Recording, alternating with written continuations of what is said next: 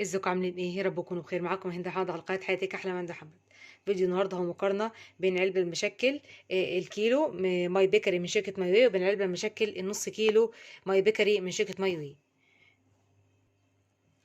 العلبه المشكل الكيلو بيكون فيها كحك ساده، وبيكون فيه مكونات الكحك زي ما انتم شايفين كده، وبيكون فيها بيتفور فانيليا، وبيكون فيها مكونات البيتفور زي ما انتم شايفين كده الفانيليا، وبيكون فيها سابليه، وبيكون فيها بسكويت اللي هو بسكويت النشادر، وبيكون فيها بيتفور شوكولاته.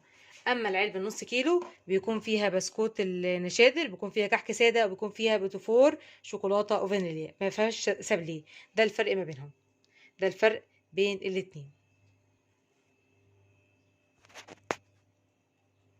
هفتح معاكم بقى العلبه النص كيلو وهطلعها معاكم كده زي ما انتم شايفين كده،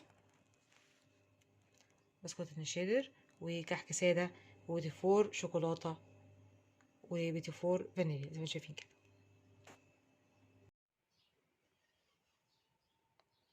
ده شكل الكحك والبسكوت والبيتي فور بعد التقديم.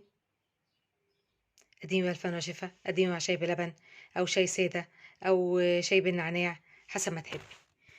نقول تاني محتويات العبوة: النص كيلو بسكوت فانيليا، وبتفور شوكولاتة، وبتفور فانيليا، وكحك سادة. وانا رشيته بكيس سكر بودرة اللي بيجي معاه كيس سكر بودرة عشان ترش بيه الكحك.